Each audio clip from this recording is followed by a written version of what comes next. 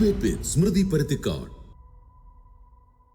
ഇന്നും ഇന്നലെയും തുടങ്ങിയതല്ല സമസ്തയിലെ തർക്കങ്ങൾ. കുറച്ചു വർഷമായി തുടരുന്ന അസ്വാരസ്യങ്ങൾ കൂടുതൽ മറ നീക്കിയത് സാദിഖലി തങ്ങളുടെ ഖാസി സ്ഥാനത്തെ ഉമർ ഫൈസി മുക്കം ചോദ്യം ചെയ്തതോടെയാണ്.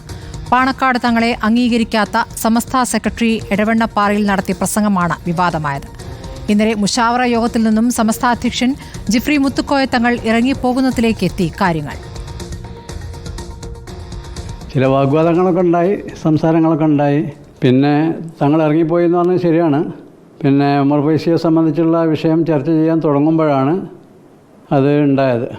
അപ്പോൾ ഉമർ ഫൈസി പറഞ്ഞു, നിങ്ങൾ കള്ളന്മാർ പറഞ്ഞൊന്നും എനിക്ക് ചെയ്യാൻ പറ്റൂല എന്ന് പറഞ്ഞപ്പോൾ ഈ കള്ളന്മാർ പറഞ്ഞാൽ എന്താ, ഞാൻ നിങ്ങളിത് എന്തെങ്കിലും മോഷ്ടിച്ചെന്നോ എന്ന് ചോദിച്ചു. എന്നെ അഭിമുഖീകരിച്ച് അദ്ദേഹം പറഞ്ഞിരുന്നത്. അല്ല, മോഷ്ടിച്ചു എന്നല്ല, പിന്നെ നിങ്ങൾ കള്ളത്തരം പറയണമെന്നുള്ള അർത്ഥത്തിനാണ് പറയണതെന്ന് പറഞ്ഞു. അപ്പോൾ തങ്ങൾ പറഞ്ഞു, ഈ ഇരിക്കണമൊക്കെ കള്ളന്മാരാണെങ്കിൽ ഞാനും ഇതിൽ പെട്ടല്ല, പിന്നെ ഞാൻ ഇവിടെ ഇരിക്കണത് ശരിയല്ല എന്നുകൊണ്ട് തങ്ങൾ പോയതാണ്. അദ്ദേഹത്തോട് ഞാൻ തന്നെ നേരിട്ടും നമ്മുടെ സഭയിലൊക്കെ ഇരിക്കുന്ന സമയത്ത് ഞങ്ങൾ സൗഹൃദ ചർച്ച നടത്താറുണ്ട്. അന്ന് അദ്ദേഹത്തോട് ഞാൻ കൃത്യമായി പറഞ്ഞു, നിങ്ങൾ കോഴിക്കോട് പ്രസംഗിച്ചപ്പോൾ പരസ്യമായി മാധ്യമപ്രവർത്തകരെ നോക്കി എനിക്കെതിരെ സമസ്ത നടപടിയെടുത്തു എന്ന് പറഞ്ഞുകൊണ്ട് നിങ്ങൾ മാധ്യമങ്ങൾ പ്രചരിപ്പിക്കുന്നു. അദ്ദേഹം ഒരു മോശപ്പെട്ട ഒലക്കയാണ് നടപടി എന്നൊരു പ്രയോഗം പ്രയോഗിച്ചു. അങ്ങനെയൊക്കെ നിങ്ങൾ പറയുന്നത് തെറ്റല്ലേ ഉമർ ഫൈസി എന്ന് ഞാൻ ചോദിച്ചു.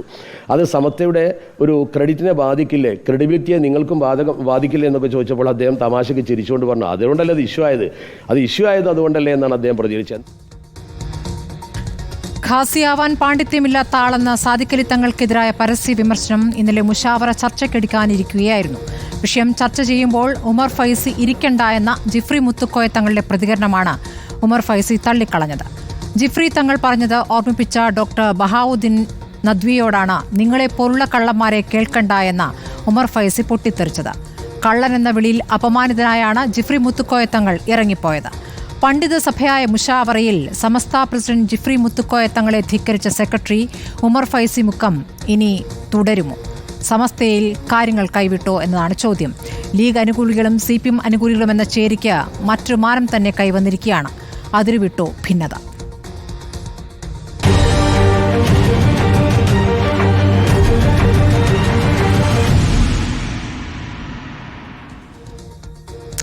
ചർച്ചയിൽ രാഷ്ട്രീയ നിരീക്ഷകരായി Shri NP Chekkutty, doctor MN Karassery, doctor Fazal Gafoor എന്നിവരാണ്.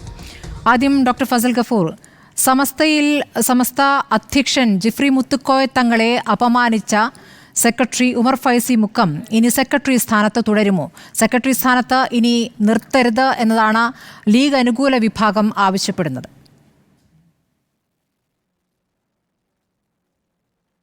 ഇതിലെ പ്രശ്നം ഒരു അത്ഭുതകരമായിട്ടുള്ളൊരു കാര്യമാണ്.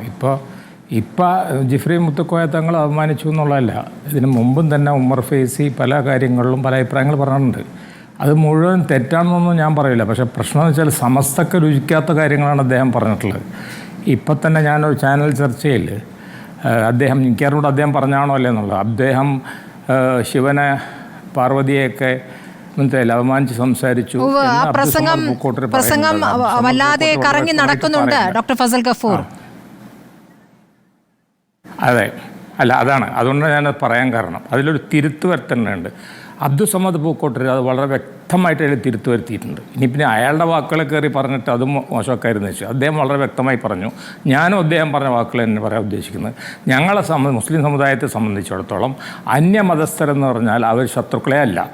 അത് വ്യക്തമായിട്ട് പറയുന്നുണ്ട്. പല രാജ്യങ്ങളിലോട്ടും ഞാൻ പ്രവാചകന്മാരെ അയച്ചിട്ടുണ്ട്.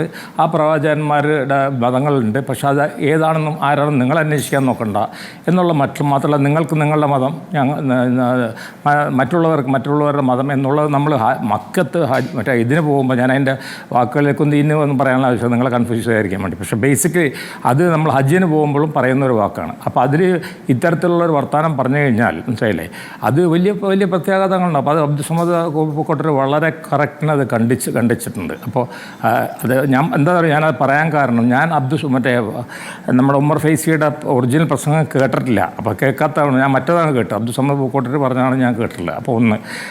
നമ്പർ 2, ഈ കാലി വിഷയത്തിൽ ഞാൻ ഓരോരുത്തരെ കോട്ട് ചെയ്യാം, കാരണം ഞാനൊരു മതപണ്ഡിതനല്ലാത്തതിനുണ്ട്.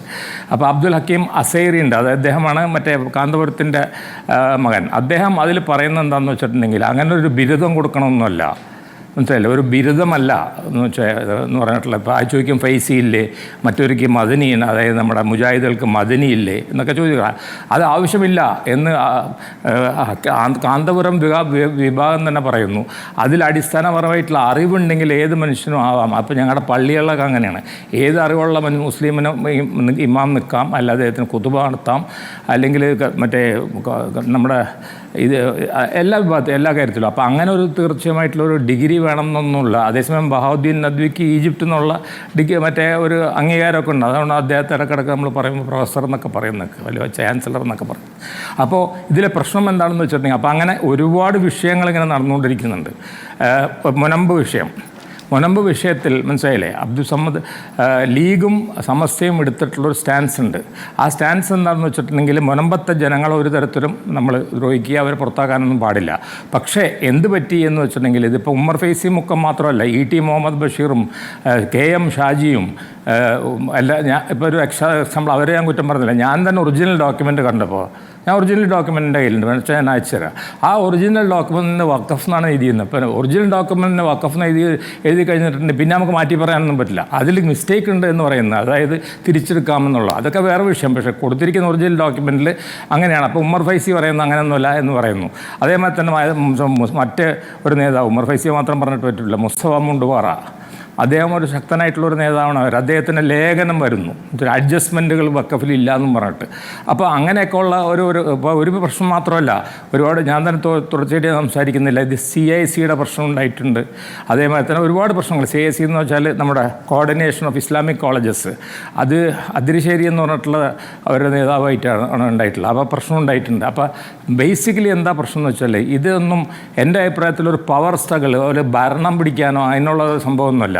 ഇത് എല്ലാ മുസ്ലിം സംഘടന, ഒരു കാര്യം കൂടെ പറയാം, എല്ലാ മുസ്ലിം സംഘടനകളിൽ ഈ പ്രശ്നമുണ്ട്. ആദർശപരമായിട്ടുള്ള അഭിപ്രായ വ്യത്യാസങ്ങളുണ്ടാവും, മനസ്സിലായില്ല. പിന്നെ പുരോഗമനവാദികളുണ്ടാവും, പഴയ ഇതായിട്ട് നിൽക്കുന്ന ആൾക്കാരുണ്ടാവും, പഴയ പഴഞ്ചൻ രീതികളായിട്ട് നിൽക്കുന്ന ആൾക്കാരുണ്ടാവും.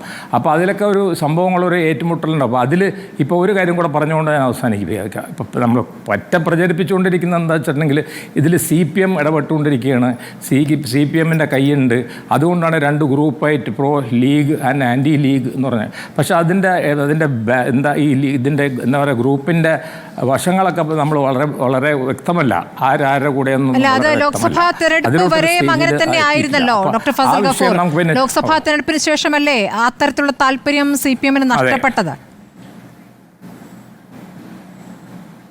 അല്ല, അത് ലോക്സഭാ തെരഞ്ഞെടുപ്പിൽ എന്ത് പറ്റിയിരുന്നില്ല, ഹംസയുടെ പൊന്നാണിയിൽ ആരൊക്കെ ഒരു ഇത് കൊടുത്തു. ഇത് നമുക്ക് ഈസിയായിട്ട് പൊട്ടിക്കാവുന്നതാണ് സമദാനി. അതുകൊണ്ട് സമദാനീനെ സമസ്ത ഒരു വലിയൊരു ഗ്രൂപ്പ് സപ്പോർട്ട് ചെയ്യും എന്ന് പറഞ്ഞിട്ടാണ് നിന്നിരുന്നത്. പക്ഷേ നമ്മളതിൻ്റെ യഥാർത്ഥ ഇലക്ഷൻ പൊളിറ്റിക്സ് പഠിക്കുമ്പോൾ കേട്ടിട്ടില്ലാത്തൊരു ഭൂരിപക്ഷത്തിനാണ് പൊന്നാനി. കാരണം ഈ പൊന്നാനി എന്ന് പറഞ്ഞാൽ ഇപ്പോഴത്തെ പൊന്നാനിയും പഴയ പൊന്നാനിയും വ്യത്യാസമുണ്ട്, നിയോജകമണ്ഡലം, ലോക്സഭാ നിയോജകമണ്ഡലം.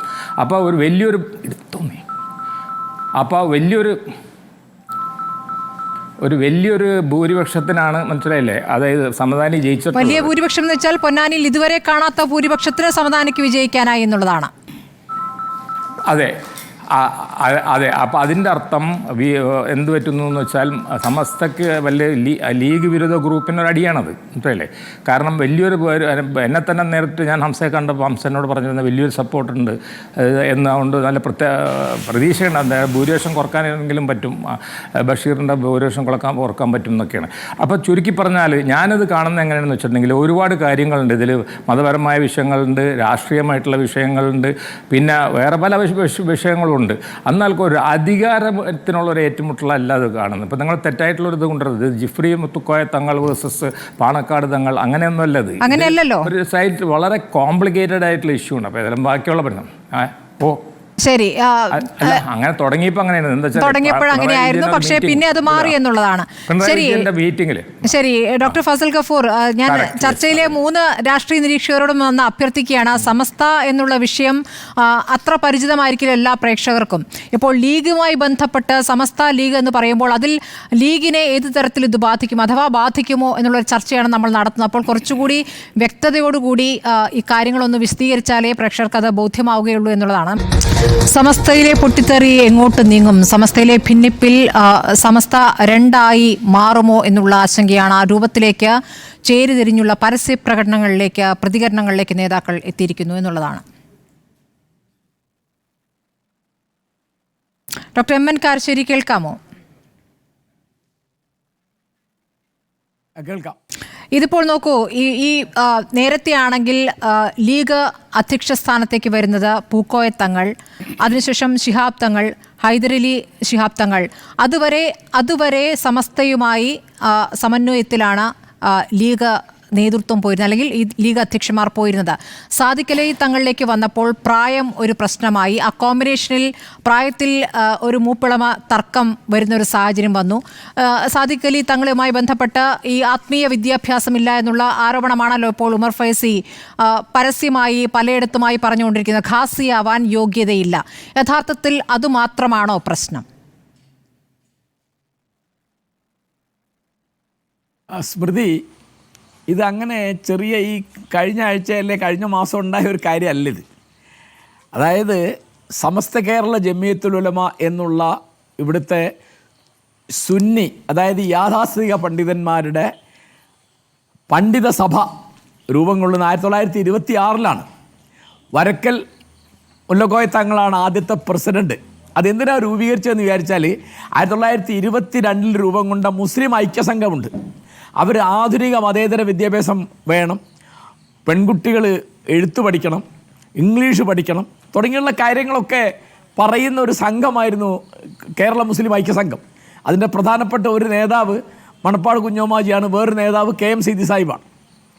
അപ്പോൾ ഈ തരത്തിൽ പരിഷ്കാരങ്ങൾ, ആധുനികത വരുമ്പോൾ അതിനെ തടയാൻ വേണ്ടി രൂപം കൊണ്ട സാധനമാണ് സമസ്ത കേരള ജമിയത്തുൽ ഉലമ. അപ്പോൾ അത് ഇങ്ങനെ പോരുമ്പോൾ എന്താ തമാശ എന്ന് വിചാരിച്ചാൽ 48 മാർച്ച് 10 ആണല്ലോ സ്വാതന്ത്ര്യത്തിന് ശേഷം ഇവിടെ ലീഗ് ഉണ്ടാവുന്നത്. അപ്പോൾ ലീഗ് ഉണ്ടാക്കുമ്പോൾ അതിൽ പ്രധാനപ്പെട്ട രണ്ടാളുകളുള്ളത്, ഒന്ന് സെയ്ദ് അബ്ദുറഹ്മാൻ ബാഫക്കി തങ്ങൾ, അതേ സുന്നിയാണ്. അപ്പോൾ ഇവിടുത്തെ കേരളത്തിലെ മുസ്ലിങ്ങൾ മഹാഭൂരിപക്ഷം സുന്നിയാണ്. അതിൽ 2 വിഭാഗമുണ്ട്, AP, EK. ഞാൻ അതിലേക്ക് വരാം. അപ്പോൾ അതിലും കൂടുതൽ ആളുകളുള്ളത് EKയിലാണ്. പിന്നെ കുറച്ച് സെലഫികളുണ്ട്, അതിലും കുറച്ച് ജമാഅത്ത് ഇസ്ലാമിക്കാരുണ്ട്, അതിലും കുറച്ച് അഹമ്മദികളുണ്ട്. വളരെ കുറച്ചേ ഉള്ളൂ അഹമ്മദികൾ. ഇതാണ് ഇവിടുത്തെ സാധാരണ രീതി. അപ്പോൾ ഈ സമസ്ത കേരള ജമിയത്തുൽ ഉലമ എന്ന് പറയുന്നത് എല്ലാ തരത്തിലുള്ള പരിഷ്കാരങ്ങളെയും എതിർക്കുന്ന. ഇപ്പോൾ ഒരു ഉദാഹരണം പറഞ്ഞാൽ, പെണ്ണുങ്ങൾ ഒരുപാട് കാലം അവർ എഴുത്ത് പഠിക്കരുത് എന്ന് പറഞ്ഞു. 1934 മാർച്ച് 10 എൻ്റെ ഓർമ്മ. മണ്ണാർക്കാട് ചേർന്ന സമ്മേളനം പാസ്സാക്കിയ പ്രമേയം സ്ത്രീകൾ എഴുത്ത് പഠിക്കുന്നത് അനഭിലഷണീയമാണെന്നാണ്. ഇപ്പോഴും അവരുടെ പള്ളികളിൽ സ്ത്രീകൾക്ക് വെള്ളിയാഴ്ച ജുമയ്ക്ക് കൂട്ടപ്രാർത്ഥനയ്ക്ക് പ്രവേശനമില്ല. ഞാൻ എൻ്റെ ഉദാഹരണം പറയാം. അപ്പോൾ ഈ സുന്നികളെയും മുജാഹിദുകളെയും ഒന്നിച്ചു കൊണ്ടുപോകുന്ന ഒരു പരിപാടിയാണ് സീതി സാഹിബും ബാഫക്കി തങ്ങളും പിന്നെ മുജാഹിദുകളുടെ നേതാവ് KM മൗലവിയും കൂടി എടുത്തത്. അങ്ങനെ അവരുടെ ഒരു ത്രികോണമാണ് ഇത് കൊണ്ടു നടന്നിരുന്നത്. ഇതിലൊരു പ്രശ്നമുണ്ടാകുന്നത് 1974 1974 ലീഗിൽ പിളർപ്പുണ്ടായി. അങ്ങനെയാണ് അഖിലേന്ത്യാ ലീഗ് എന്ന് അവർ വിളിച്ച മറ്റുള്ളവർ വിമത ലീഗ് എന്ന് വിളിക്കുന്ന ഒരു പ്രസ്ഥാനം ഉണ്ടാകുന്നത്. ഈ വിമത ലീഗ് അല്ലെങ്കിൽ അഖിലേന്ത്യാ ലീഗ് ഉണ്ടാകുമ്പോൾ ആ സമയത്ത് EK അബൂബക്കർ മുസ്ലിയാരാണ് സമസ്ത കേരള ജമിയത്തുൽ ഉലമയുടെ സെക്രട്ടറി. അന്ന് അതിലെ പ്രധാനപ്പെട്ട ഒരാളാണ് AP അബൂബക്കർ മുസ്ലിയാർ. അപ്പോൾ അവർ അഖിലേന്ത്യാ ലീഗ് ഈ മൂപ്പിച്ചിട്ടാണ് AP അബൂബക്കർ മുസ്ലിയാർ ആദ്യം ഒരു വിമതനായി രംഗത്ത് വരുന്നത്. അതിന് പിന്നെ പിന്തുണ കൊടുത്തു ഇന്ത്യൻ നാഷണൽ കോൺഗ്രസിൻ്റെ കരുണാകരൻ ഗ്രൂപ്പ്, പിന്തുണ കൊടുത്തു CPM. അതുകൊണ്ട് അവരെ മറ്റുള്ളവർ 15 കൊല്ലം അവരതിനകത്ത് നിന്ന് ബഹളമൊക്കെ ഉണ്ടാക്കി. 89 അവർ പിരിഞ്ഞ് AP സുന്നിയായിട്ട് വേറെ പോയി. അവരെ മറ്റുള്ളവർ BJPയെ സഹായിക്കുന്ന നടത്തിൽ CPMനെ സഹായിക്കുന്ന നടത്തിൽ അരിവാൾ സുന്നി എന്ന് പറയും, ഇടയ്ക്ക് BJPയെ സഹായിച്ചെന്നുള്ള നിലയ്ക്ക് താമര സുന്നി എന്ന് പറയും. ഈ സംഗതിയൊക്കെ കഴിഞ്ഞിട്ട് അനവധി കൊല്ലമായല്ലോ. പിന്നെ ഇപ്പോഴുള്ള EK സമസ്ത ഇവരായിട്ട് എന്താണ് പ്രശ്നം ഉണ്ടാകുന്നതെന്ന് ഞാൻ മനസ്സിലാക്കുന്നത്, ഇവർക്ക് വലിയ പരാതിയായിരുന്നു. എന്താണ്, ലീഗ് ഞങ്ങളെ ഉപയോഗിക്കുകയാണ്, ഞങ്ങളെ അവഗണിക്കുന്നു. ഈ അവഗണന തീർക്കാനാണ് 2014 സുപ്രഭാതം ആരംഭിക്കുന്നത്. അപ്പോൾ ചെക്കുട്ടിക്കൊക്കെ എന്നെക്കാൾ ഈ കഥ നിശ്ചയുണ്ടാവും ഞാൻ വിചാരിക്കുന്നത്. അപ്പോൾ സുപ്രഭാതം ആരംഭിക്കും 2014 10 കൊല്ലം മുമ്പാണ്. അപ്പോൾ ഞങ്ങളെ അവഗണിക്കുന്നു, ഞങ്ങൾക്ക് പരിഗണന കിട്ടുന്നില്ല എന്ന് വേണ്ട പത്രം തുടങ്ങിയവർ. ചന്ദ്രികയ്ക്കെതിരായിട്ടാണ് വസീല പത്രം വരുന്നത്. 2017 ജിഫ്രി തങ്ങൾ പ്രസിഡൻ്റ് ആവുന്നത്. അപ്പോൾ എന്തുണ്ടായി? സാദിഖ് അലി തങ്ങൾ അപ്പുറത്തും ജിഫ്രി തങ്ങൾ ഇപ്പുറത്തും. അപ്പോൾ തങ്ങന്മാർ കൂടുതൽ, ആർക്കാണ് കൂടുതൽ മേന്മ എന്നുള്ളൊരു മൂപ്പളമ തർക്കയിലുണ്ട്. അത് പിന്നെ പ്രായത്തിൻ്റെ വ്യത്യാസം, പാണ്ഡിത്യം കൂടുതൽ ജിഫ്രി തങ്ങൾക്കാണെന്നാണ് എല്ലാവരും പറയുന്നത്. അങ്ങനെ തന്നെ ആയിരിക്കും. അങ്ങനെ അദ്ദേഹത്തിന് പ്രായമുണ്ട്, പാണ്ഡിത്യമുണ്ട്, അദ്ദേഹം വേറെ ഒരു തങ്ങളാണ്. ഈ തങ്ങൾ എന്ന് പറഞ്ഞാൽ മുഹമ്മദ് നബിയുടെ വംശപരമ്പര എന്നുള്ളതാണ് അവരുടെ അവകാശവാദം. അപ്പോൾ അതുകൊണ്ട് ഒരു പ്രാധാന്യം, ഒരു പ്രാമാണ്യം അവർക്ക് കൊടുക്കും. അപ്പോൾ ഇവിടെ എന്താ ഉണ്ടായെന്ന് വിചാരിച്ചാൽ, ഇത് ഞങ്ങളൊരു ആദർശ പ്രസ്ഥാനമാണ്, ആദർശ പ്രശ്നമാണ് പറയുന്നതെന്നാണ് ഉമർ ഫൈസിയും കൂട്ടരും പറയുന്നത്. അതിലെന്ത് വരുന്നു വെച്ചാൽ, CPM-ൻ്റെ കൂടെയുള്ള INL ഇവർക്ക് സപ്പോർട്ടാണ്. ആർക്ക്? ലീഗ് വിരുദ്ധ EK സമസ്തയെ സപ്പോർട്ട് ചെയ്യുന്നുണ്ട് INL. കാരണം INL 94 ഉണ്ടായ പാർട്ടിയാണ്, ഇടതുപക്ഷത്തിൻ്റെ കൂടെയാണ്. പിന്നെ രണ്ടാം പിണറായി ഗവൺമെൻറ് വളരെയധികം ശ്രദ്ധ ഇവർക്ക് കൊടുക്കുന്നുണ്ട്. അതിന് ഉദാഹരണം പറയാം. ഗവൺമെൻറ് ഒരു നയം കൊണ്ടുവരുന്നു, ലിംഗ സമത്വം പാലിക്കുന്ന വസ്ത്രധാരണം വേണം എന്ന് പറഞ്ഞിട്ട് പെൺകുട്ടികളും കൂടി പാൻസ് ഇടുന്ന ഒരു കാര്യം. ഇപ്പോൾ പാൻസ് ആണുങ്ങളുടെ വേഷമാണെന്ന് ആർക്കും അറിയില്ല. ഇവിടെ കേരളത്തിലെ കാര്യം ഈ പറഞ്ഞൊക്കെ. അപ്പോൾ അത് ജിഫ്രി തങ്ങൾ ഫോൺ ചെയ്ത് പറഞ്ഞാൽ പിണറായി വിജയന് വേണ്ടാന്ന് വയ്ക്കും. അപ്പോൾ പിണറായി വിജയനെ സമീപിക്കാൻ, ഭരണത്തെ സമീപിക്കാൻ EK സമസ്തയ്ക്ക് ലീഗ് വേണ്ട, അവർക്ക് നേരിട്ട് സംസാരിക്കാം. അല്ലെങ്കിൽ ഇപ്പോൾ വേറെ ഒരു ഉദാഹരണം പറഞ്ഞാൽ, വളരെ പ്രധാനപ്പെട്ട ഒരു നയമായിരുന്നു വഖഫ് ബോർഡിലെ നിയമനം PSCക്ക് വിടുക. അത് വിടാൻ പാടില്ല എന്ന് ജിഫ്രി തങ്ങൾ പറഞ്ഞാൽ പിണറായി പിൻവലിക്കും. അപ്പോൾ ഇതിൽ ഇവരെ മൂപ്പിക്കുന്നതിൽ, രാഷ്ട്രീയം കളിക്കുന്നതിൽ പിറകിൽ CPM ഉണ്ട്, INL ഉണ്ട്. അതിൻ്റെ ഏറ്റവും വലിയ തെളിവായിരുന്നു കണ്ണൂർ ജില്ലാ സെക്രട്ടറി ശ്രീ MV ജയരാജൻ മുക്കത്ത് വന്ന് ഉമർ ഫൈസിയെ കണ്ട് നന്ദി പറയാൻ വന്ന് അദ്ദേഹം പറഞ്ഞത്. അപ്പോൾ രാഷ്ട്രീയം വളരെ പ്രകടമാണ് അതിൽ. അപ്പോൾ ഇപ്പോൾ എന്താ സംഗതി എന്ന് വെച്ചാൽ, AP അബൂബക്കർ മുസ്ലിയാരിന്ന് പാഠം പഠിക്കുന്ന ഒരു പരിപാടിയാണ് ഇവർ ചെയ്യുന്നതെന്നാണ് എൻ്റെ നിരീക്ഷണം. കാരണം അദ്ദേഹം ഒരു വോട്ട് ബാങ്ക് രൂപീകരിച്ചു, അദ്ദേഹം സ്വന്തം നിലയ്ക്ക് ശക്തനായി. പിന്നെ CPM-നോടോ കരുണാകരൻ കോൺഗ്രസിനോടോ മുസ്ലിം ലീഗിനോടോ LDF-നോടോ UDF-നോടോ BJP-യോടോ ഒക്കെ വിലപേശാവുന്ന ഒരു വോട്ട് ബാങ്ക് അദ്ദേഹം രൂപീകരിച്ചു. അദ്ദേഹം തെളിയാതെ പോയത് അദ്ദേഹത്തിന് ഒരു ചാനൽ തുടങ്ങാൻ പറ്റിയില്ല, അദ്ദേഹത്തിൻ്റെ പത്രം സിറാജ് വേണ്ടത്ര നന്നായില്ല എന്നുള്ളൊരു കാര്യമേ ഉള്ളൂ. ബാക്കി കാര്യങ്ങളൊക്കെ അദ്ദേഹം വളരെ മിടുക്കനായിട്ട് നടക്കുന്നുണ്ട്. അപ്പോൾ ഇപ്പോഴും അദ്ദേഹത്തിന് ഒരു LDF-ഉം UDF-ഉം ഭരിക്കുമ്പോഴൊക്കെ അദ്ദേഹത്തിന് ഒരു സേ ഉണ്ട്, അദ്ദേഹത്തിൻ്റെ വാക്കിനൊരു വിലയുണ്ട്. അപ്പോൾ ഇവരിപ്പോൾ ചെയ്യുന്നൊരു കാര്യം, അവർ സ്വന്തം നിലയ്ക്കൊരു വോട്ട് ബാങ്ക് ഉണ്ടാക്കുകയാണ്. ഇതിൽ ആദർശത്തിൻ്റെ പ്രശ്നം അവർ പറയുന്നുണ്ടായിരിക്കും. ഇപ്പോൾ ഒരു ഉദാഹരണം പറഞ്ഞാൽ, ഇപ്പോൾ നേരത്തെ ഡോക്ടർ ഫസൽ ഗഫൂർ പറഞ്ഞൊരു ഉദാഹരണം, ഇപ്പോൾ CIC അതിൻ്റെ ഇസ്ലാമിക് കോളേജിൻ്റെ ഒരു കോർഡിനേഷൻ കമ്മിറ്റി, അതിൻ്റെ സെക്രട്ടറി ആയിട്ട് അബ്ദുൽ ഹക്കീം ആദർശേരി എന്നുള്ള ആളെ വയ്ക്കാൻ പാടില്ല. അദ്ദേഹം സുന്നികളുടെ നയത്തിനും മതപരമായ നിലപാടുകൾക്ക് യോജിച്ച ആളല്ല എന്നാണ് അദ്ദേഹത്തെ പുറത്താക്കണമെന്ന് ഇവർ പറഞ്ഞു. എന്തായിരുന്നു ആ നയം? പെൺകുട്ടികൾക്ക് വിദ്യാഭ്യാസം അവിടെ കോഴ്സ് പൂർത്തിയാകും വരെ വിവാഹം കഴിക്കേണ്ടതില്ല എന്ന ഒരു ചട്ടം എഴുതി ചേർത്തതാണ് പ്രകോപിപ്പിച്ചത്. അതായത് സ്ത്രീ വിദ്യാഭ്യാസം ഇത്ര കാലം വരെ പോകാം. അപ്പോൾ അതുവരെ വിദ്യാഭ്യാസം തീരുന്നവരെ കല്യാണം കഴിക്കാൻ പാടില്ല എന്ന് ഇസ്ലാമിൽ നിയമമുണ്ടോ എന്ന് ചോദിച്ചാൽ ഇസ്ലാമിൽ നിയമം ഉണ്ടാവില്ല. അപ്പോൾ കാരണം പഴയ കാര്യങ്ങൾ 7-ാം നൂറ്റാണ്ടിൻ്റെ കാര്യം പണ്ട് ഈ വർത്തമാനം പറയുന്നത്. അപ്പോൾ എന്താ ഉണ്ടാവണമെന്ന് വെച്ചാൽ, ഇവർ തമ്മിലുള്ള തർക്കങ്ങൾ ഒരു മതസംഘടനയും ഒരു രാഷ്ട്രീയ പാർട്ടിയും തമ്മിലുള്ള തർക്കം മാറിയിട്ട് LDF UDF തുടങ്ങിയുള്ള തർക്കത്തിലേക്ക് വരികയാണ്. അതിലിപ്പോൾ ഏറ്റവും വലിയ കഷ്ടമായി തീർന്നത് മുനമ്പത്തെ കേസാണ്. മുനമ്പത്തെ താമസക്കാരെ ഒഴിപ്പിക്കുക എന്ന് പറഞ്ഞാൽ ആലോചിക്കാൻ പറ്റാത്തൊരു കാര്യമാണ്. അപ്പോൾ ആ വഖഫ് ഞാൻ മനസ്സിലാക്കുന്നിടത്തോളം വഖഫ് അല്ല എന്നാണ് ഞാൻ വിചാരിക്കുന്നത്. എന്താണ് കാരണം എന്ന് വെച്ചാൽ, ഫറൂഖ് കോളേജ് ഇല്ലാതെയായാൽ അത് വഖഫ് ചെയ്ത ആളുടെ അനന്തരാവകാശികളിലേക്ക് മടങ്ങും എന്നുണ്ട്. വഖഫിൽ അങ്ങനെ മടങ്ങാനുള്ളൊരു വകുപ്പുള്ളതായിട്ട് എനിക്ക് അറിഞ്ഞുകൂടാ. പിന്നെ ഫറൂഖ് കോളേജുകാർ പറയുന്നുണ്ട് അത് വഖഫല്ല. എന്താ കാരണം? അവർ 87 ഉണ്ടാക്കിയ ധാരണ അനുസരിച്ചാണ് അവർ ഈ സ്ഥലങ്ങളൊക്കെ വിറ്റത്. ആ വകയിൽ അവർക്ക് 33 ലക്ഷം ഉറുപ്പിക കിട്ടിയെന്നാണ് ഞാൻ വായിച്ചത്. അപ്പോൾ അവിടെയുള്ള ആളുകളൊക്കെ അവർ വില കൊടുത്ത് വാങ്ങിയ ഭൂമി അത് കൂടിയ വിലയ്ക്കാണ് വാങ്ങിയതെന്നാണ് കേട്ടത്. സെൻറ്റിന് 100 രൂപ വില ഉള്ളപ്പോൾ 250 കൊടുത്തിട്ടാണ് അവർ മേടിച്ചത്. അപ്പോൾ അവർ വർഷങ്ങളായിട്ട് അവിടെ തലമുറകളായിട്ട് താമസിക്കുന്നു, വർഷങ്ങളായിട്ട് നികുതി അടയ്ക്കുന്നു. ആ ഭൂമിയിലാണ് ഇപ്പോൾ പ്രശ്നം. അപ്പോൾ ഇതുകൊണ്ടൊക്കെയുള്ള നേട്ടം എന്ന് പറയുന്നത്, ഇതിൻ്റെ രാഷ്ട്രീയ നേട്ടം എന്ന് പറയുന്നത് CPM-നാണ് അല്ലെങ്കിൽ LDF-നാണ്. അതിലിപ്പോൾ INL ഇതിൽ വളരെ ഹാപ്പി ആയിരിക്കും. CPM ഹാപ്പി ആയിരിക്കും എന്നാണ്. കാരണം വെച്ചാൽ തദ്ദേശ സ്വയംഭരണ സ്ഥാപനങ്ങളുടെ ഇലക്ഷൻ വരാൻ പോവുകയാണ്. ആ ഇലക്ഷനിൽ 4 or 5 വോട്ടിന് അല്ലെങ്കിൽ 10 or 20 വോട്ടിന് ചില ഡിവിഷനുകളിൽ വാർഡുകളിൽ ഏതെങ്കിലും സ്ഥാനാർത്ഥിയെ ജയിപ്പിക്കാനോ തോൽപ്പിക്കാനോ ഒക്കെ ഉള്ള ശക്തി തീർച്ചയായിട്ടും ഈ സമസ്തയിലെ ഭിന്നിപ്പ് മൂലം ഉണ്ടാവും. അപ്പോൾ ഇതിന് രാഷ്ട്രീയ മാനങ്ങളുണ്ട്. പിന്നെ അത് ഇവരുടെ ഇപ്പോഴുള്ള നിലപാട് എനിക്ക് വളരെ കഷ്ടം തോന്നുന്നുണ്ട്. Shri KM ഷാജിയും ET Muhammad Basheer MP ഒക്കെ ഇത് വഖഫ് ആണ്, ആ നിലയ്ക്കാണ് പരിഗണിക്കേണ്ടതെന്ന് പറയുമ്പോൾ ആ നിലയ്ക്ക് പരിഗണിക്കാനുള്ള യാതൊരു വകുപ്പും അതിനകത്തില്ല എന്നാണ് ഞാൻ മനസ്സിലാക്കുന്നത്. കാരണം വളരെ സങ്കീർണമായ ഒരു പ്രശ്നമാണ്.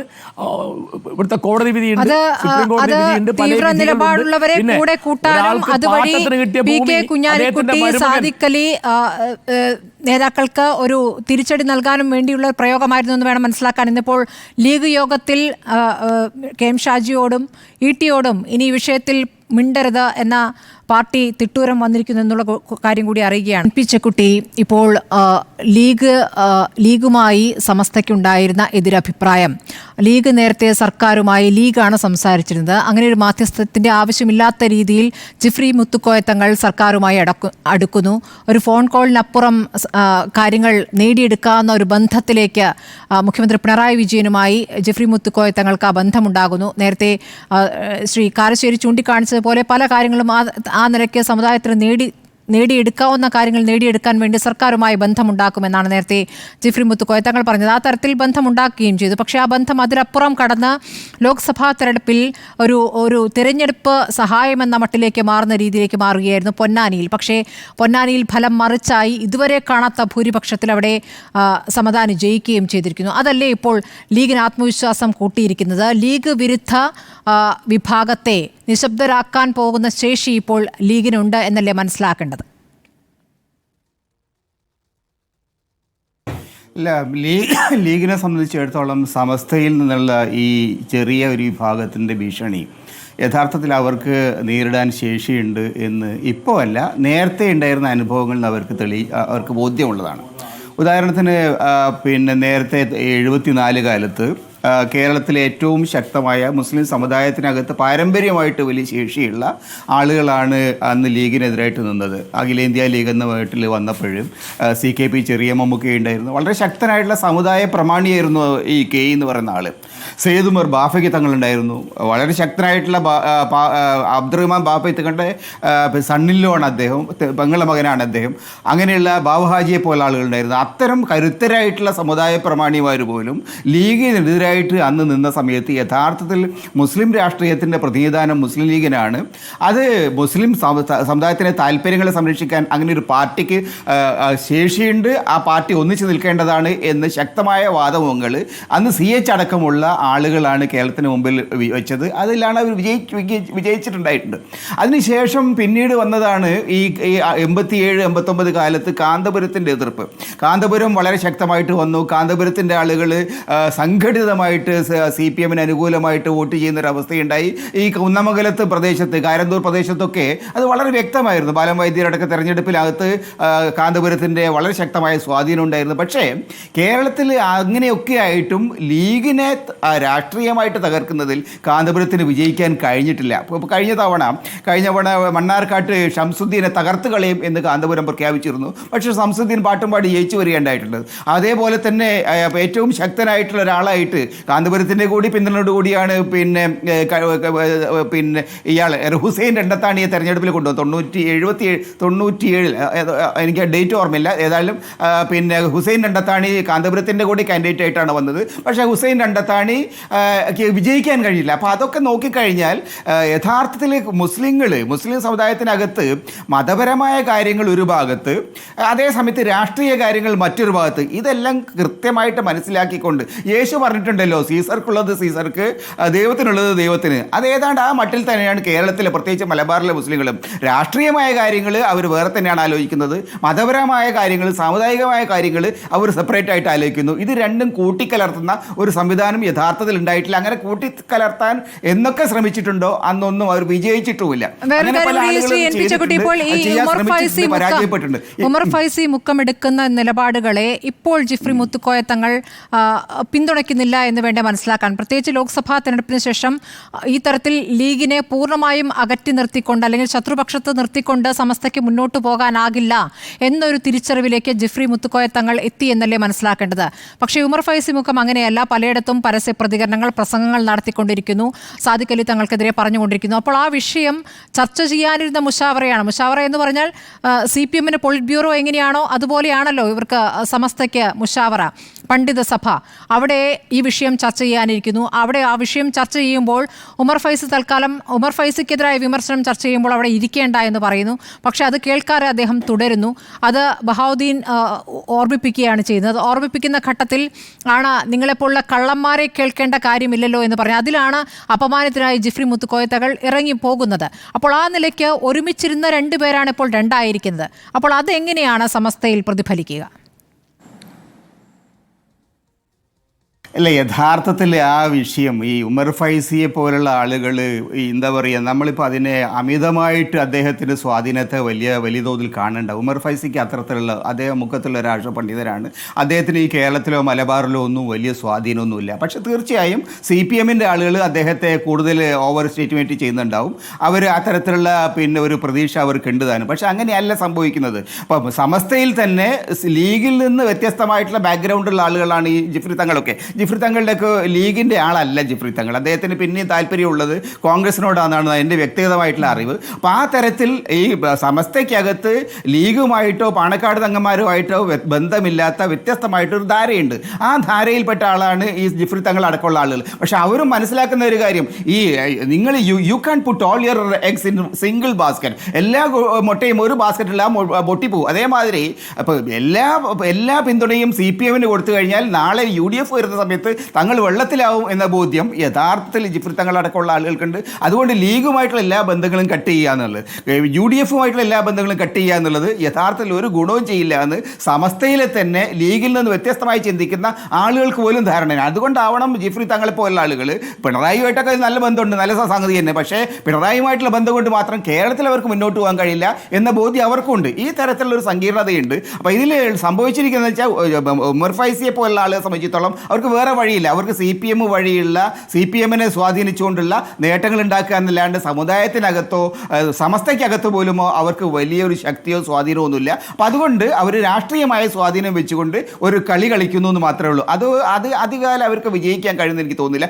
കാരണം ഇപ്പോൾ തന്നെ ഈ തെരഞ്ഞെടുപ്പ് കാലത്ത്, പാലക്കാട് തെരഞ്ഞെടുപ്പ് കാലത്ത് ഒരു പരസ്യം കൊണ്ടുവന്നു. ഈ 2 പത്രങ്ങളിലാണ്, സുപ്രഭാതത്തിലും പിന്നെ മറ്റേ കാന്തപുരത്തിൻ്റെ സിറാജിലുമാണ് ആ പരസ്യങ്ങൾ വന്നത്. ആ പരസ്യങ്ങളൊന്നും ഒരു തരത്തിലൊരു സ്വാധീനം ഉണ്ടാക്കിയില്ല എന്നുള്ളതിന് തെളിവാണല്ലോ പാലക്കാട്ട് ഏതാണ്ട് 5 ഇരട്ടി വോട്ടിന് UDF-നെ സ്ഥാനാർത്ഥി ജയിച്ചത്. അപ്പോൾ ഇത്തരം കാര്യങ്ങളിലൊക്കെ തന്നെ അമിതമായിട്ടുള്ള ഈ അവകാശവാദങ്ങൾ, ഞങ്ങൾക്ക് ഈ സമുദായത്തെ പിടിച്ചു നിർത്താൻ കഴിയും, ഞങ്ങളുടെ കൺട്രോളിലാണ് ഈ സമുദായം എന്നൊക്കെ പറയുന്നത് CPM-ന് സന്തോഷമുണ്ടാക്കും, ബന്ധപ്പെട്ട ആളുകൾക്ക് ചില ഗുണങ്ങളൊക്കെ കിട്ടും. എന്നതിനപ്പുറം സമുദായത്തിനകത്ത് ഇത് കാര്യമായ സ്വാധീനം ഇന്നുവരെ ഉണ്ടാക്കിയിട്ടില്ല, ഇനിയുള്ള കാലത്ത് ഉണ്ടാക്കാൻ പോകില്ല. മുൻകാല അനുഭവങ്ങൾ നോക്കിക്കഴിഞ്ഞാൽ മുസ്ലിങ്ങൾ ഇത്തരം കാര്യങ്ങൾ തങ്ങളുടെ രാഷ്ട്രീയമായ താല്പര്യങ്ങൾ സംരക്ഷിക്കേണ്ടതെങ്ങനെ എന്നതിനെക്കുറിച്ച് വളരെ കൃത്യമായിട്ടുള്ള ധാരണയുള്ള ഒരു കമ്മ്യൂണിറ്റിയാണ് മുസ്ലിം കമ്മ്യൂണിറ്റി എന്നാണ് എൻ്റെ അനുഭവം. കാരണം എല്ലാ തെരഞ്ഞെടുപ്പിലും വളരെ കൃത്യമായിട്ടുള്ള, വളരെ രാഷ്ട്രീയ ബോധ്യത്തോടു കൂടിയുള്ള, വളരെ ടാർഗറ്റഡ് ആയിട്ടുള്ള പൊളിറ്റിക്കൽ വോട്ടിംഗ് ആണ് അവരുടെ ഭാഗത്തുണ്ടായിട്ടുള്ളത്. കഴിഞ്ഞ ലോക്സഭാ തെരഞ്ഞെടുപ്പ് അത് നമ്മൾ കൃത്യമായിട്ട് കണ്ടതാണ്. പക്ഷേ അതിന് മുമ്പ്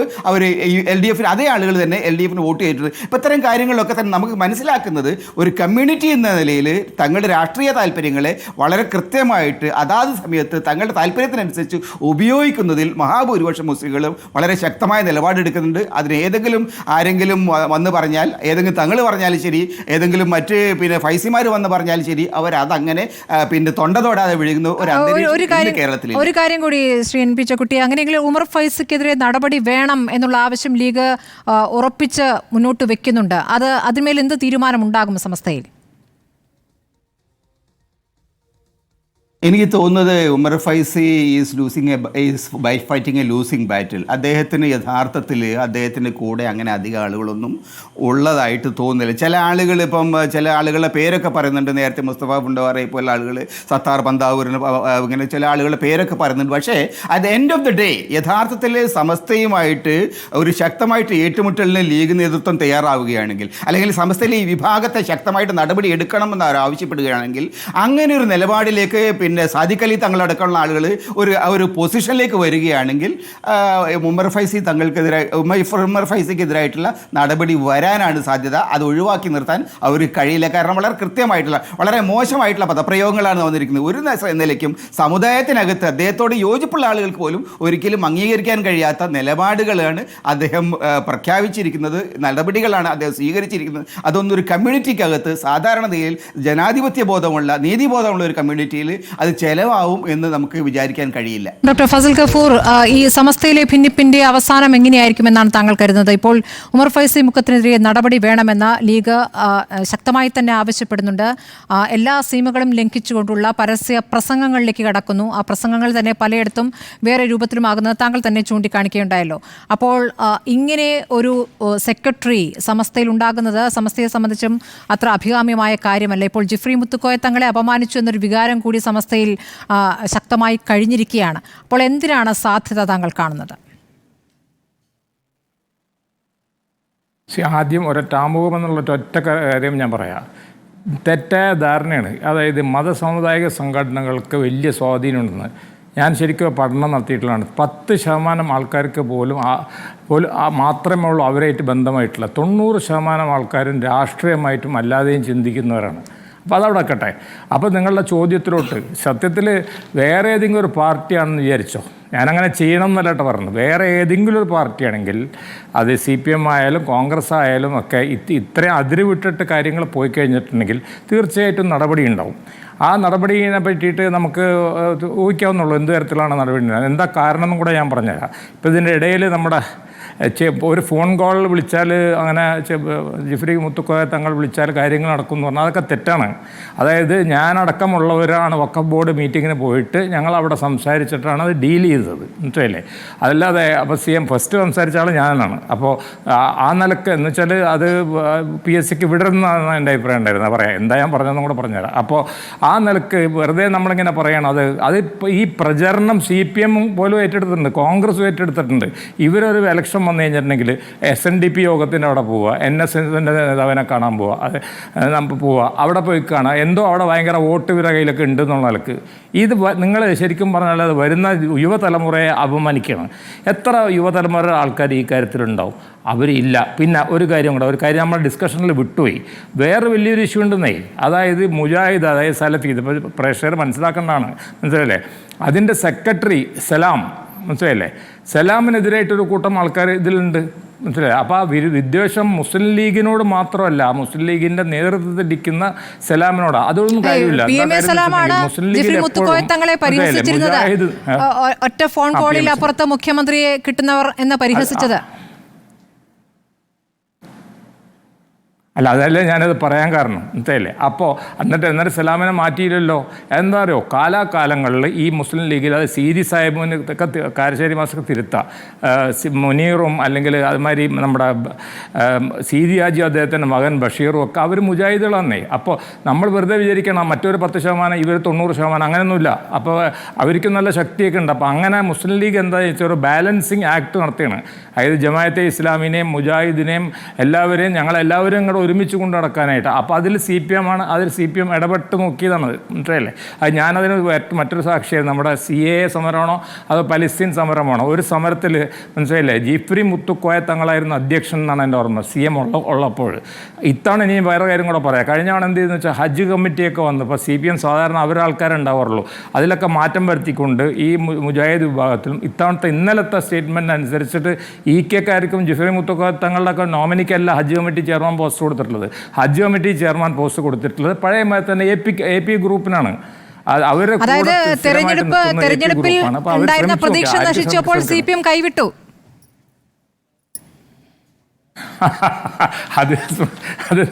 അതെനിക്കിഷ്ടപ്പെട്ട്, ആ ഒരു ചോദ്യം എനിക്കിഷ്ടപ്പെട്ട്. ആവാതിരിക്കാനോ അതെനിക്കത് അവരുള്ളിലുള്ള തമ്മിലുള്ള ഒരു പൊളിറ്റിക്സ് അല്ലേ. അപ്പോൾ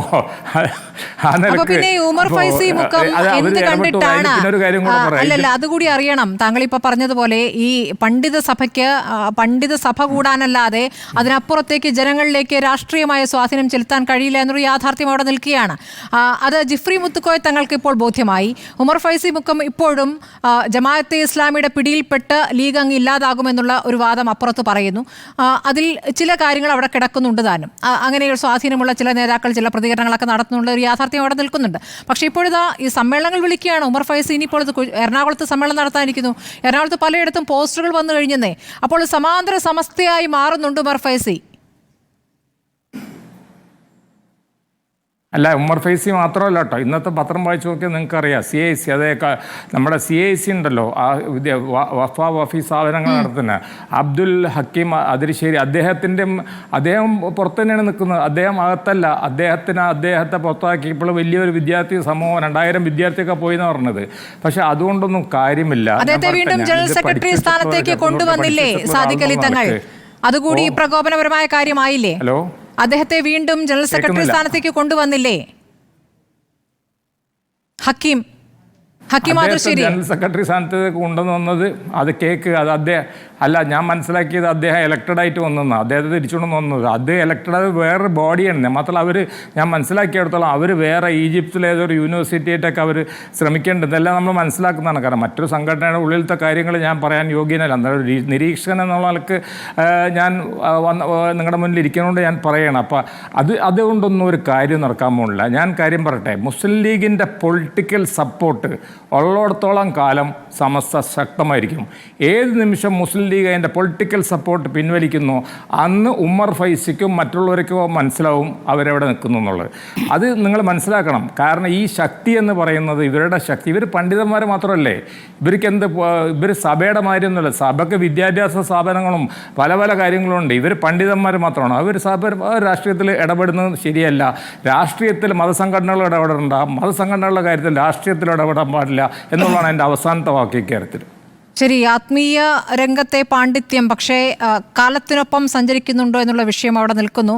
പെൺകുട്ടികളുടെ വിദ്യാഭ്യാസം, പെൺകുട്ടികൾ തട്ടമിടൽ, ഇതിലൊക്കെ എങ്ങനെയൊക്കെയാണ് ഇവരൊക്കെ പ്രതികരിച്ചിട്ടുള്ളതെന്നുള്ളതും കേരളം കണ്ടതാണ്. ഇപ്പോൾ ഉന്നത വിദ്യാഭ്യാസ രംഗത്തൊക്കെ ഒരുപാട് മുന്നോട്ട് പോയിരിക്കുന്ന മുസ്ലിം പെൺകുട്ടികളുണ്ട്. ഇവിടെ തട്ടമിടാത്ത പെൺകുട്ടികളൊക്കെ മോശപ്പെട്ടവരാണെന്ന് പ്രതികരണം നടത്തിയത് ഉമർ ഫൈസിയാണ്. എനിക്ക് നൽകിയ അഭിമുഖത്തിലായിരുന്നു അത് പറഞ്ഞിരുന്നത്. അതിനുശേഷം തട്ടം ഉപേക്ഷിച്ച ഇവിടുത്തെ മുസ്ലിം വനിതകൾ കൂടിയുണ്ട്. ആ തലത്തിലേക്ക് കേരളം ശക്തമായി പ്രതികരിച്ചു എന്നൊരു യാഥാർത്ഥ്യം കൂടി അവിടെ നിൽക്കുന്നു. അപ്പോൾ ഈ പണ്ഡിത സഭ കുറച്ചുകൂടി ഈ കാര്യങ്ങൾ കൂടി പരിശോധിക്കേണ്ടതുണ്ട്.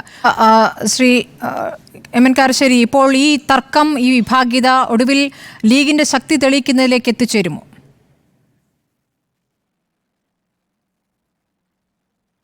തീർച്ചയായിട്ടും അങ്ങനെ വേണ്ടി വരും. എന്താണെന്ന് വിചാരിച്ചാൽ ഞാൻ മനസ്സിലാക്കുന്നത്, എൻ്റെ ഒരു ഊഹം പറയാൻ കേട്ടോ, ഞാൻ ഉമർ ഫൈസിക്ക് വേണ്ടത് അദ്ദേഹത്തെ പുറത്താക്കുകയാണ്. അപ്പോൾ അദ്ദേഹത്തിനൊരു രക്തസാക്ഷി പരിവേഷം കിട്ടും. അദ്ദേഹം ആദർശത്തിന് വേണ്ടി ഇങ്ങനെ പലതും സഹിച്ച ഒരാളെന്ന് വരും എന്നൊക്കെയാണ് അദ്ദേഹം കണക്കൂട്ടുന്നത്. ഇവർക്ക് വലിയ പിന്തുണയില്ല എന്നുള്ള അഭിപ്രായം ചെക്കുട്ടി പറഞ്ഞതിനോടും ഡോക്ടർ ഫസൽ ഗഫൂർ പറഞ്ഞതിനോടും എനിക്ക് പൂർണ്ണ യോജിപ്പാണ്. കാരണം ആളുകളുടെ നിലപാടിനെ പറ്റി, അവരുടെ പിന്തുണയെ പറ്റിയൊന്നും CPMന് കാര്യമായി യാതൊരു ധാരണയില്ല എന്നാണ് എൻ്റെ ഉത്തമ ബോധ്യം. കാരണം ഇപ്പോൾ പാലക്കാട് ജയിച്ചത് SDPIയുടെയും ജമാഅത്ത് ഇസ്ലാമിയുടെയും വോട്ട് കൊണ്ടാണ് എന്ന് പറയുമ്പോൾ അവർക്ക് അവിടെ എത്ര വോട്ടെന്ന് ഇവർക്ക് ഒരു കണക്കില്ല. ഇപ്പോൾ 2009 എൻ്റെ ഓർമ്മ, അബ്ദുൽ നാസർ മദീനയുടെ കൂടെ ലക്ഷങ്ങളുണ്ടെന്ന് വിചാരിച്ചാണ് അവർ കൂട്ടി നടന്നിരുന്നത് നമ്മുടെ ഇന്നത്തെ ബഹുമാനപ്പെട്ട മുഖ്യമന്ത്രി ശ്രീ പിണറായി വിജയൻ. അപ്പോഴേക്കും അബ്ദുൽ നാസർ മദീനയുടെ കൂടെ ആരും ഇല്ലാതെയായിട്ടുണ്ട്. ആ സമയത്താണ് ഇതൊക്കെ. അപ്പോൾ ഇപ്പോഴും അവർ പറയുന്നത് ജമാഅത്തെ ഇസ്ലാമി SDPI, ജമാഅത്ത് ഇസ്ലാമി SDPI. അപ്പോൾ അവരുടെ PR വർക്ക് അവർ നടത്തുന്ന മാതിരിയാണ് തോന്നുക. അപ്പോൾ മുസ്തഫ മുണ്ടുപാറ, അതുപോലെ അമ്പലക്കടവ്, ഉമർ ഫൈസി തുടങ്ങി EK സംസ്ഥയിലുള്ള ആളുകൾക്ക് അവർ സ്വയം വിചാരിക്കുന്ന അളവിലോ പറഞ്ഞത് കാരശ്ശേരി മാഷേ, ഇന്ന് MV ഗോവിന്ദൻ പറഞ്ഞത് SDPIയിൽ നിന്ന് 10,000 വോട്ടുകൾ UDF വാങ്ങിയെന്നാണ്. അല്ല, ഞാനിത് ആവർത്തിക്കുന്ന ഒരു കാര്യം, കേരളത്തിൽ 1000-ഓളം പഞ്ചായത്തുണ്ട്. ഒരു പഞ്ചായത്ത് ജമാഅത്തെ ഇസ്ലാമിയോ SDPIയോ വെൽഫെയർ പാർട്ടിയോ ഒന്നും ഭരിക്കുന്നില്ല. അവർക്ക് ഏതെങ്കിലും ചില തദ്ദേശ സ്വയംഭരണ സ്ഥാപനങ്ങളിൽ ചില സ്ഥാനാർത്ഥികളെ ജയിപ്പിക്കാനോ തോൽപ്പിക്കാനോ ഉള്ള 10-20 വോട്ട്, അല്ലെ 50-100 വോട്ട് എവിടെയെങ്കിലും ഉണ്ടാവും. അതിലപ്പുറത്തേക്കൊന്നും അവരില്ല. അപ്പോൾ ഇവർക്ക് പറയാനും വാദങ്ങളൊന്നും ഇല്ലാത്തതുകൊണ്ട് ഇത് അനങ്ങിയാൽ ഇത് പറയും. ഇതേമാതിരി ഒരു തെറ്റിദ്ധാരണയിലാണ് ഇപ്പോൾ അവർ പോകുന്നത്. കാരണം ഉമർ ഫൈസി വരുമ്പോൾ, ഉമർ ഫൈസിയേക്കാളൊക്കെ എത്രയോ 15 കൊല്ലം അകത്ത് നിന്ന് പൊരുതിയിട്ടുണ്ട് കാന്തപുരം AP അബൂബക്കർ മുസ്ലിയാർ. അപ്പോൾ അദ്ദേഹം പിന്നെ കേരളത്തിന് പുറത്തും ഇന്ത്യക്ക് പുറത്തും ഒക്കെ തൻ്റെ സാമ്രാജ്യം വർദ്ധിപ്പിക്കുന്ന പണിയിലേക്ക് പോയി എന്നുള്ളതാണ്. അപ്പോൾ ആ തരത്തിൽ 74 തൊട്ട് 89 വരെ സമസ്തയ്ക്കകത്ത് നിന്നാണ് കാന്തപുരം പൊരുതിയത്. ഇവരിപ്പോൾ പൊരുതാൻ തുടങ്ങുമ്പോഴേക്കും പുറത്തേക്ക് പോകുന്ന സ്ഥിതിയാണ്. കാരണം വളരെ പ്രകോപന സമൃദ്ധമായ പ്രസ്താവനകളാണ് എപ്പോഴും ഉമർ ഫൈസി നടത്തുന്നത്. അത് ലീഗിനെതിരായിട്ടാണെങ്കിലും ഇന്നിപ്പോൾ സ്വന്തം നേതാക്കന്മാർക്കെതിരായിട്ട് തന്നെയാണെങ്കിലും ഒക്കെ. അപ്പോൾ അതുകൊണ്ട് പുറത്താക്കാൻ വേണ്ടിയുള്ള വർത്തമാനമാണ് അദ്ദേഹം പറയുന്നതെന്നാണ് ഞാൻ വിചാരിക്കുന്നത്. പുറത്താക്കൽ ഉണ്ടാവും തന്നെയാണ് ഞാൻ വിചാരിക്കുന്നത്.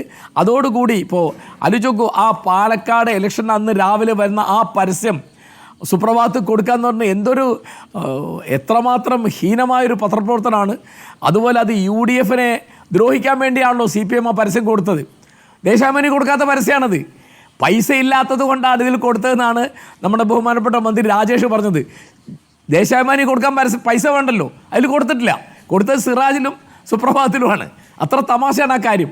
അത് 1-ാം പേജിൽ അത്ര വലിയൊരു പരസ്യം കൊടുക്കുക എന്ന് പറയുമ്പോൾ ഇപ്പോൾ ഇവർക്ക് UDFനോടൊന്നും യാതൊരു കമ്മിറ്റ്മെൻറ്റും ഇല്ല. അത് അവരുടെ കാര്യം. ഞാൻ പറയുന്നത് അച്ചടക്ക ലംഘനത്തിൻ്റെ അങ്ങേ അറ്റമാണ് എപ്പോഴും നടക്കുന്നത്. അതിപ്പോൾ കള്ളന്മാർ എന്ന് വിളിക്കുമ്പോൾ അപ്പുറത്ത് ആരൊക്കെ ഉണ്ട് എന്ന് അറിയാത്ത ആളല്ല ഉമർ ഫൈസി. അപ്പോൾ വരുന്നിടത്ത് വെച്ച് കാണാം, അവർ പുറത്താക്കട്ടെ, ഞാനായിട്ട് രാജിവെക്കുന്നില്ല എന്ന നിലപാടിലാണ് അദ്ദേഹം നിൽക്കുന്നതെന്നാണ് ഇത് കണ്ടാൽ തോന്നുക. അതുകൊണ്ട് സാധാരണഗതിയിൽ ഇപ്പോൾ അന്നൊക്കെ ഈ 15 കൊല്ലം കാന്തപുരം അബൂബക്കർ മുസ്ലിയാർ ശ്രമിച്ചത് മുഴുവൻ മദ്രസകൾ, പള്ളികൾ, യതീംഖാനകളൊക്കെ പിടിച്ചെടുക്കാനാണ്. അപ്പോൾ സ്ഥാപനങ്ങൾ നഷ്ടപ്പെടാതെ നോക്കണം എന്നുള്ളൊരു കരുതൽ 4-5 കൊല്ലമായിട്ട് ലീഗ് അനുകൂല EK സമസ്തക്കാരുടെ കയ്യിലുണ്ടെന്നാണ് ഞാൻ വിചാരിക്കുന്നത്. മാത്രമല്ല അവരിപ്പോൾ ആദർശ സംരക്ഷണ സമിതി ഉണ്ടാക്കിയത് ആ ഒരു ഉദ്ദേശത്തിലുമാണ്. കാരണം AP ഗ്രൂപ്പ് ഉണ്ടായപ്പോൾ പല ഗ്രാമങ്ങളിലും പല നഗരങ്ങളിലും പള്ളികളിലും മദ്രസകളിലുമൊക്കെ കയ്യാങ്കളി തന്നെ ഉണ്ടായി, പല പ്രശ്നമുണ്ടായി. സിവിൽ കേസ് ഉണ്ടായി, ക്രിമിനൽ കേസ് ഉണ്ടായി, അടിപിടി ഉണ്ടായി, കത്തിക്കുത്തുണ്ടായി, അങ്ങനെ പലതും ഉണ്ടായി. അപ്പോൾ അവിടേക്കൊക്കെ പോവാതെ നോക്കണം എന്നൊരു കരുതൽ ഇവരുടെ സ്വൈര്യക്കേട് തുടങ്ങിയ സമയത്ത് തന്നെ ലീഗിൻ്റെ ഭാഗത്തൊരു കരുതൽ ഉണ്ടായിട്ടുണ്ടാകും. കാരണം അവർക്ക് അങ്ങനെ അനുഭവം ഉണ്ടല്ലോ. അപ്പോൾ അതുകൊണ്ട് ഞാൻ വിചാരിക്കുന്നത് രാഷ്ട്രീയമായിട്ട് ഒരു അത്ഭുതവും സംഭവിക്കാൻ പോകുന്നില്ല എന്ന് തന്നെയാണ് ഞാൻ വിചാരിക്കുന്നത്. കാരണം ഇപ്പോൾ പൊന്നാനിയിലെ കാര്യം പറഞ്ഞു, അതുപോലെ ബാക്കിയുള്ളിടത്തൊക്കെ കഴിഞ്ഞ ലോക്സഭാ ഇലക്ഷൻ 2 ലോക്സഭാ ഇലക്ഷനിലും അത്തരത്തിലുള്ളൊരു പ്രയോജനവും ഇവരാരെ കൊണ്ട് CPMന് കിട്ടിയിട്ടില്ല. CPM പക്ഷേ ഇപ്പോഴും അവർക്കൊരു പ്രതീക്ഷയുണ്ട്. കാരണം INL കയ്യിലുണ്ടല്ലോ. അപ്പോൾ INL വഴിക്കൊരു മാർഗം തുറന്നു കിട്ടിയാൽ ഇവരെ മൂപ്പിക്കാം.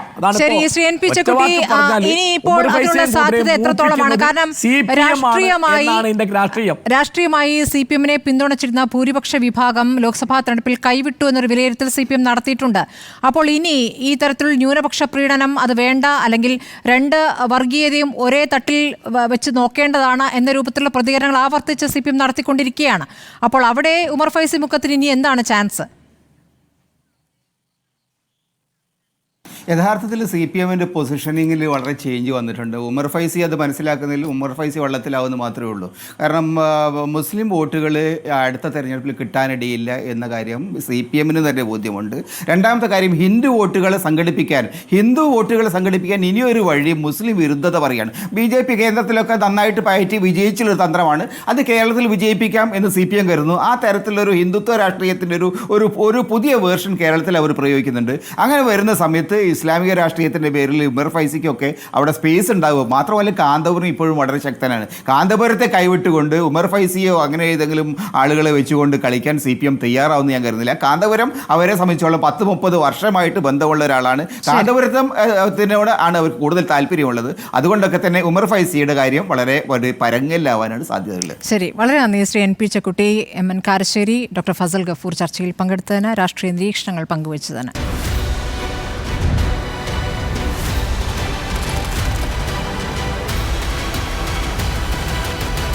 Debate with Smriti Parittikad.